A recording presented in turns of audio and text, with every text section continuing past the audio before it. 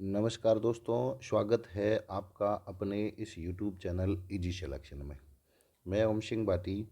आज अपन इस छोटे से वीडियो के माध्यम से बात करेंगे कि आरपीएससी सेकंड ग्रेड साइंस जो एग्ज़ाम 2024-25 के अंदर होना है, इसमें बात करेंगे कि आप अपना टाइम मैनेजमेंट कैसे करें। ठीक है, आप अपना टाइम मैनेजमेंट कैसे करेंगे उसके बारे में बात करेंगे। तो सबसे पहले, आप अगर सेकंड ग्रेड की तैयारी कर रही हो तो उसमें आपको क्या करना है, लगभग 10 से लेकर 12 घंटे आपको रेगुलर पढ़ना है। अब ये 10 से 12 घंटे रेगुलर पढ़ने के लिए आपके पास एक फिक्स शेड्यूल होना चाहिए कि आपको क्या और कैसे पढ़ना है। देखो, ये 12 घंटे पढ़ने के लिए आपके पास सबसे पहले तो क्या होना चाहिए, आपका एक जो मैटर है, आपके पास जो भी मैटर है वो आपका क्या होना चाहिए, फिक्स होना चाहिए। फिक्स मैटर आपको पढ़ना है। ये नहीं होगी कि आप एक बुक ले आए, जैसे आप बायोलॉजी पढ़ रहे हो, आप बायोलॉजी पढ़ रहे हो तो आपके पास बायो का फिक्स मैटर होना चाहिए। आप केमिस्ट्री पढ़ रहे हो, केमिस्ट्री पढ़ रहे हो तो केमिस्ट्री का भी आपके पास फिक्स मैटर होना चाहिए। आप फिजिक्स पढ़ रहे हो तो फिजिक्स का भी फिक्स मैटर होना चाहिए। आप टीचिंग मेथड पढ़ रहे हो तो टीचिंग मेथड का भी एक फिक्स मैटर होना चाहिए आपके पास। दूसरा, आप जीके पढ़ रहे हो तो जीके का भी आपके पास क्या होना चाहिए, एक फिक्स मैटर होना चाहिए। ये फिक्स मैटर हो गया तो फिर आपको उसके बाद में क्या करना है, देखो फिक्स मैटर में भी आपको सेलेक्ट करना है। आप दो तरीके से पढ़ सकते हो। दो तरीके से कैसे पढ़ सकते हो, या तो क्या करो, जीके और सब्जेक्ट दोनों को बांट दो। जीके और सब्जेक्ट दोनों को बांट दो कि मुझे जीके भी साथ में लेके चलना है और सब्जेक्ट भी साथ में लेके चलना है। दूसरा, आप इसको डिवाइड कर सकते हो कि एक बार में क्या पढ़ लो, सब्जेक्ट पढ़ लेता हूँ और दूसरे बार में जीके पढ़ लेता हूँ। ये तरीका थोड़ा सा मुझे गलत लगा, क्योंकि आप जीके पढ़ोगे, देखो साइंस वालों के लिए जीके थोड़ा अच्छा होना थोड़ा मुश्किल रहता है। तो आप जब तक साइंस पढ़ोगे तब तक जीके कमज़ोर रहेगा, जब जीके कमज़ोर होगा तब तक साइंस में थोड़े बायोलॉजी के जो रटने वाले टॉपिक होते हैं उनको फिर भूलना स्टार्ट हो जाते हो। तो मेरे हिसाब से जीके और सब्जेक्ट को दोनों को साथ में लेके चलना चाहिए। और ये 40% का रूल हटने के बाद में, 40% का रूल क्या हो गया है, हट गया है। इसके हटने के बाद में जो जीके में अच्छा स्कोर कर देगा, जो जीके में अच्छा स्कोर कर देगा उसका सिलेक्शन 101% उसका हो जाएगा। अब आपको क्या करना है, जीके में बढ़िया सा स्कोर करना है। आप सब्जेक्ट में जो पहले करोगे वो 40% हटने के बाद में भी आप वही करने वाले हो। जैसे मेरे जैसा कोई है जिसको फिजिक्स नहीं आ रही हो, तो वो फिजिक्स बायो और केमिस्ट्री को वो बढ़िया करने की कोशिश करेगा। किसको बढ़िया करेगा, बायो केमिस्ट्री, और उसके साथ वो टीचिंग मेथड को बढ़िया करने की कोशिश करेगा। तो ये इनको तो बढ़िया कर लेगा।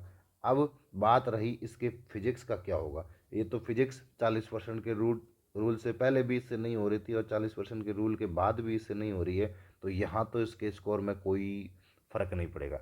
लेकिन ये वाला बंदा क्या कर सकता है कि जीके के अंदर बढ़िया स्कोर कर ले, जीके के अंदर यहाँ से प्लस कर सकता है। और यहाँ से जीके में देखो, जैसे कोई 55 से 60 करने के रख रहा था कि मेरा टारगेट 55 से 60 होना चाहिए, अब उसका टारगेट कितना होना चाहिए, 65 से 70 होना चाहिए। 65 से 70 आप जीके में कर देना, आपका 100% सलेक्शन हो जाएगा। ये जीके की बात हो रही है।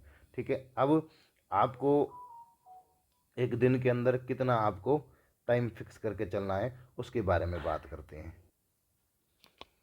एक दिन की बात कर लेते हैं कि एक दिन में आपको पढ़ना कैसे है। एक दिन की बात करते हैं, एक डे की बात करने हैं कि आपको कैसे लेके चलना है। देखो, हो सके तो आप जल्दी उठ के, सुबह सुबह जल्दी उठ के पढ़ने की कोशिश करें, कि जो भी पढ़ रहे हैं वो सबसे जल्दी उठ कर पढ़ने की कोशिश करें। देखो, सबसे पहले अगर आप सुबह 4 बजे उठते हो, मान लो 4 बजे उठते हो, तो सबसे पहले सब्जेक्ट को स्टार्ट करें। अब सब्जेक्ट में भी कैसे हो सकता है, ये जो है लगभग 10 से 12 घंटे का टाइम टेबल मैं बता रहा हूँ, कि आप इस हिसाब से अभी लेके चलते हो तो एग्ज़ाम तक आपका सिलेबस भी अच्छा हो जाएगा। देखो, यहाँ मैं सब्जेक्ट की बात करता हूँ और यहाँ मैं बात करता हूँ जीके की फर्स्ट पेपर की बात करता हूँ। सब्जेक्ट के लिए आपको क्या करना है, सब्जेक्ट में आप अगर दो सब्जेक्ट लेके एक साथ चलो, तीनों सब्जेक्ट को एक साथ लेके नहीं चल सकते, लेकिन हाँ चल सकते हो, लेकिन दो सब्जेक्ट को एक साथ लेके चलोगे तो आपके लिए थोड़ा बढ़िया रहेगा। कैसे करना है, दोनों सब्जेक्ट को साथ में ले लो। एक केमिस्ट्री ले लेते हैं और एक बायोलॉजी ले लेते हैं। केमिस्ट्री और बायो को दोनों को आप साथ ले सकते हो।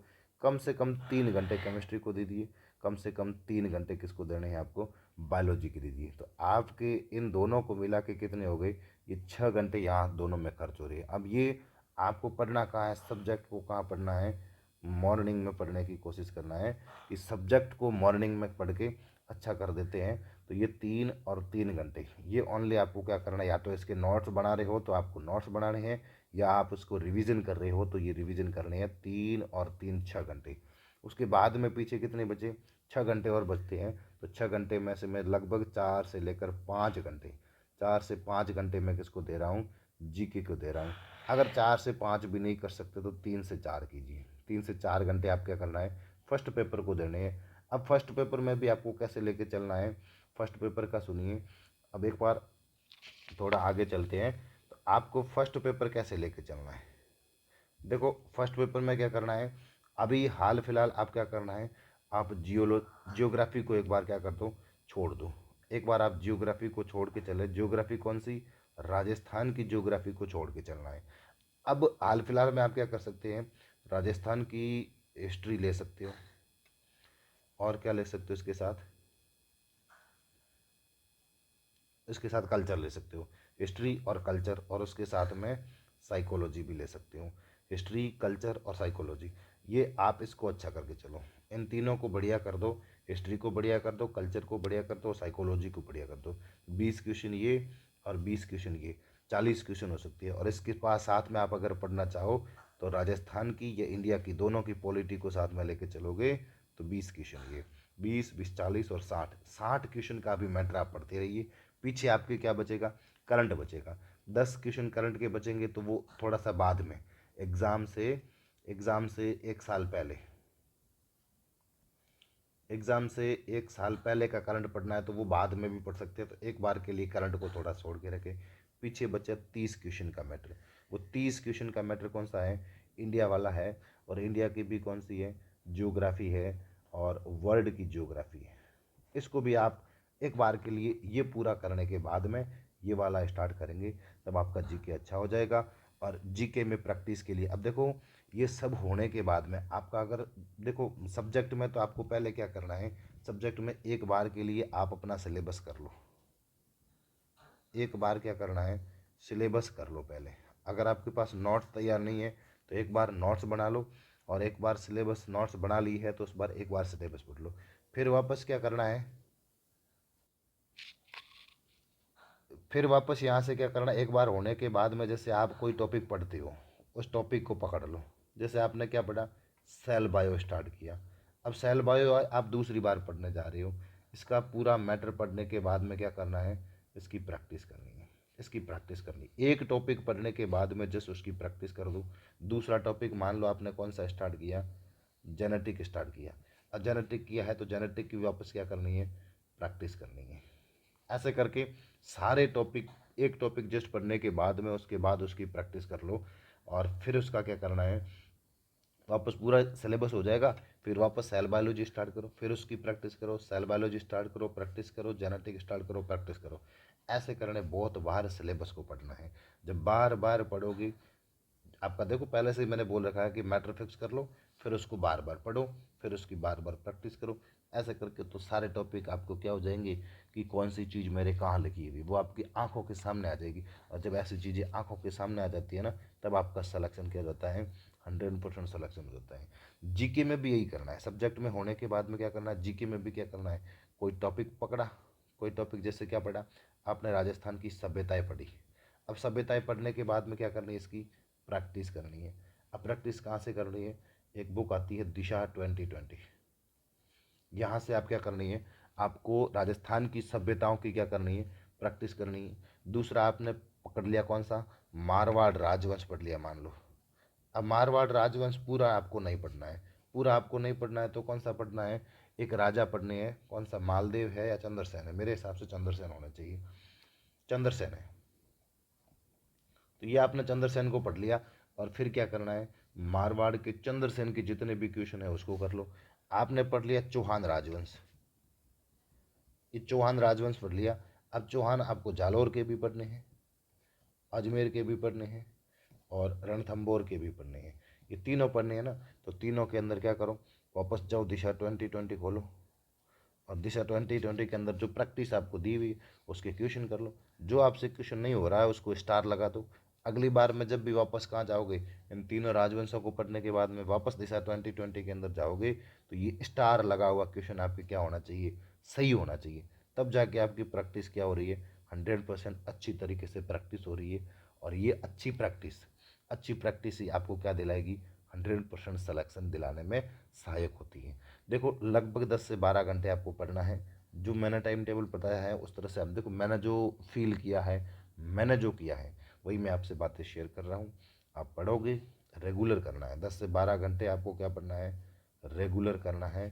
और जब रेगुलर तरीके से लगे रहोगे तो आपका चयन भी हो जाएगा। एक बात और बता दूं, अगर बीच में कोई वैकेंसी आती है, जैसे मान लो अब बीच में आगे कौन सी भर्ती आनी है, लैब के भी आनी है, उसके बाद में रीट की भी आनी है,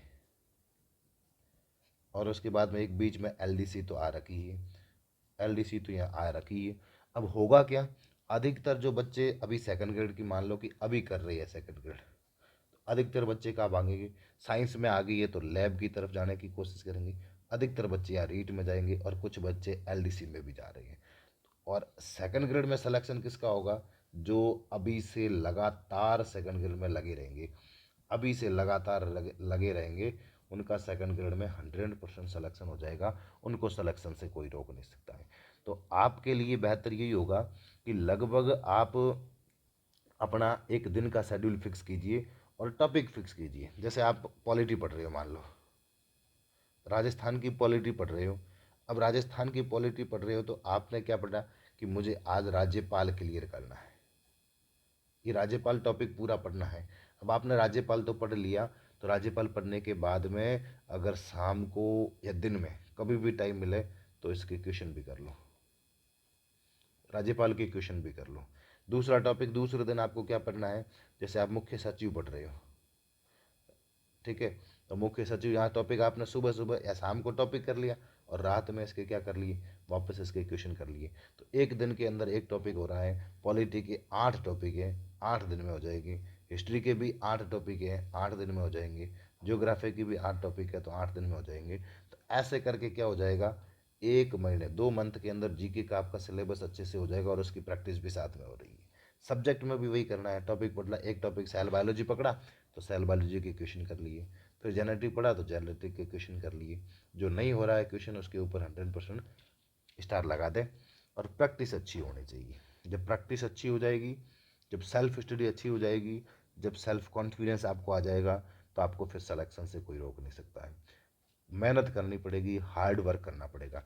करना कौन सा पड़ेगा, स्मार्ट स्टडी करनी पड़ेगी। कौन सी स्टडी, स्मार्ट स्टडी करनी पड़ेगी, डंक की स्टडी नहीं करनी है। डंक की स्टडी नहीं करनी है, आपको पढ़ना है स्मार्ट तरीके से पढ़ना है।